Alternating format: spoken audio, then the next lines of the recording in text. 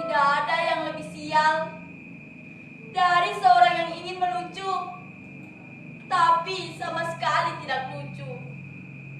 Jangankan orang lain tertawa, saya sendiri tidak tertawa oleh lelucon saya.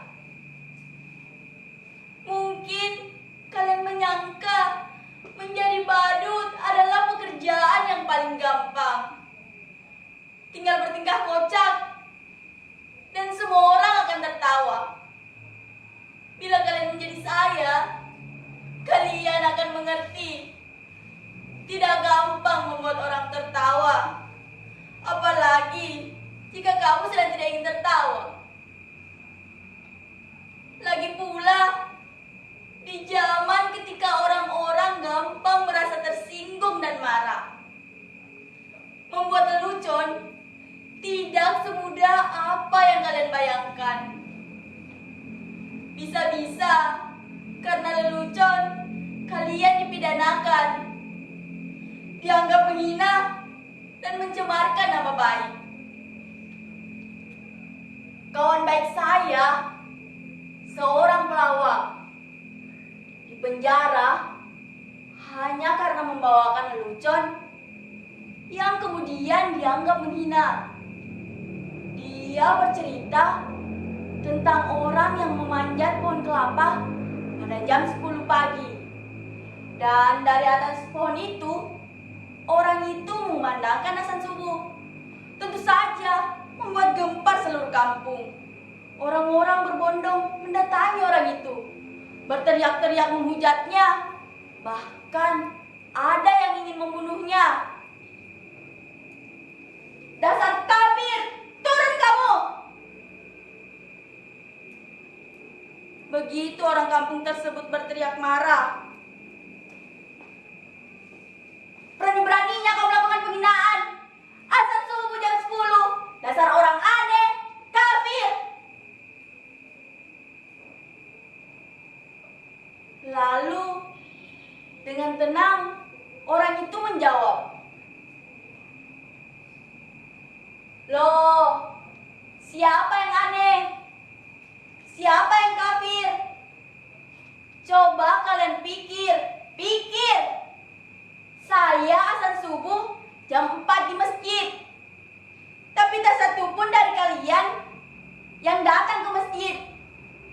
Begitu saya azan subuh jam 10, kok kalian pada berdatangan?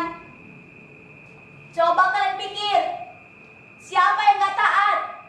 Siapa yang aneh? Siapa yang kafir?"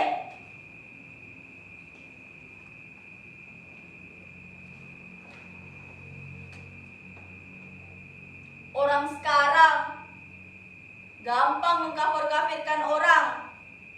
Hanya karena berbeda menjadi bermusuhan. Sekarang ini orang sepertinya senang dengan pertengkaran. Kalau filsuf Descartes bilang, "Aku berpikir, maka aku ada." Orang sekarang sepertinya bilang, "Aku bertengkar, maka aku ada." Pertengkaran dijadikan komoditi, diperjualbelikan. Bahkan seringkali diberi pembenaran hanya dengan mengatasnamakan keyakinan. Ayat-ayat yang digunakan hanya untuk kepentingan kekuasaan. Makanya sekarang ini susah membuat orang tertawa. Randy?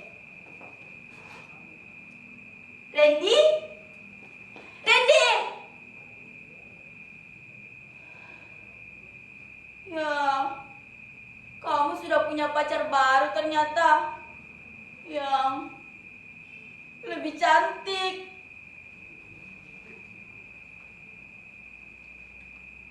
lebih seksi. Tapi percayalah, apapun yang terjadi, aku tetap cinta sama kamu. Sarangnya. Sialnya, saya badut jomblo. Coba kalian bayangkan betapa sialnya hidup saya. sudah jadi badut. Jomblo pula. Nasib saya benar-benar ambiar. Percayalah, menjadi badut itu berat. Kamu tidak akan kuat. Biar saya saja.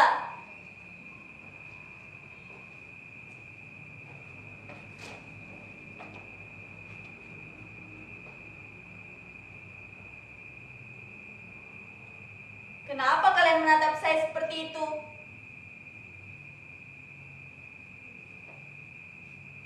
Apa ada yang aneh dengan saya? Sudah saya katakan, saya ini orang yang sial. Tapi nasib memang aneh. Nasib selalu punya kejutan-kejutan yang tidak pernah saya duga. Kalian lihat penampilan saya, begitu keren dan pelenteh. Kini saya berpakaian bagus, tapi sebenarnya saya tetaplah seorang badut. Saya sama sekali tidak pernah memimpikan ini, tapi barangkali inilah takdir saya. Suatu hari saya diminta untuk mengisi acara pada kampanye partai.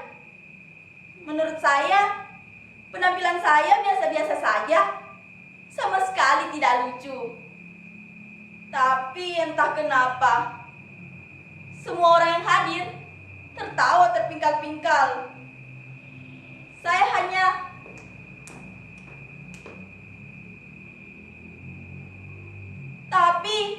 semua orang tertawa.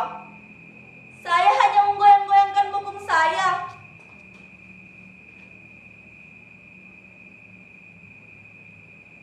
Tapi semua orang tertawa. Bahkan ketika saya hanya berdiri diam, semua orang makin tertawa terbahak. Mereka terhibur dengan penampilan saya yang begitu bodoh dan tolol. Sungguh, saya tidak pernah merasa setolol saat itu. Lalu, pimpinan partai itu mendatangi saya, menjawab saya, memuji-muji saya. Katanya, saya adalah sosok yang karismatik. Saya punya bakat untuk disukai banyak orang. Dan itulah kekuatan seorang pemimpin. Ia bilang pada saya. Sekarang ini, menjadi pemimpin tidak perlu cerdas atau pintar. Yang penting, disukai banyak orang. Demokrasi membuat seorang pemimpin bukan lantaran kecerdasannya, tapi karena kemampuan disukai banyak orang. Semakin banyak orang yang menyukaimu, memujamu, maka kamu akan menjadi pemimpin. Pendukungmu akan membelamu habis-habisan.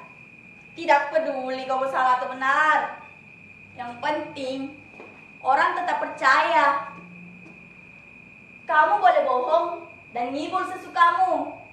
Yang penting, orang tetap percaya dan menyukai kamu. Dan kamu punya bakat besar seperti itu. Mereka menertawaimu, tapi sebenarnya mereka menyukaimu. Orang seperti kamulah yang dibutuhkan partai. Saya kemudian mereka dandani menjadi necis seperti ini.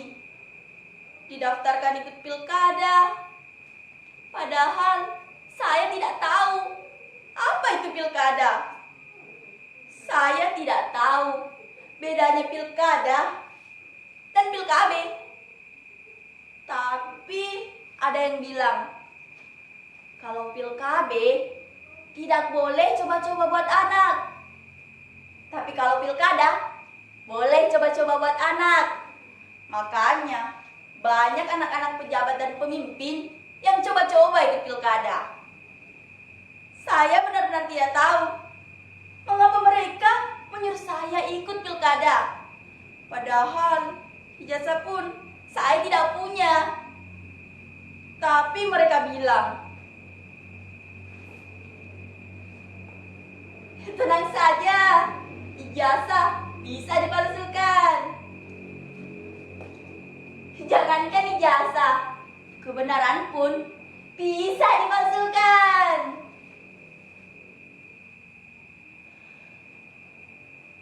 Dan betapa sialnya hidup saya. Saya menang pilkada. Barangkali zaman memang sudah gila. Mereka memilih saya karena dianggap bisa menghibur mereka.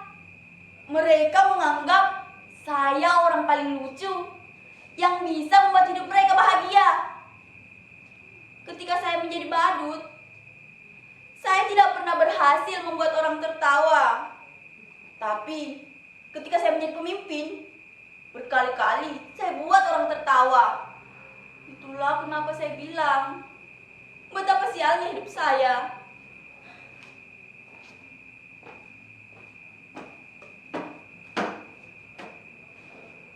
Betapa sialnya hidup saya.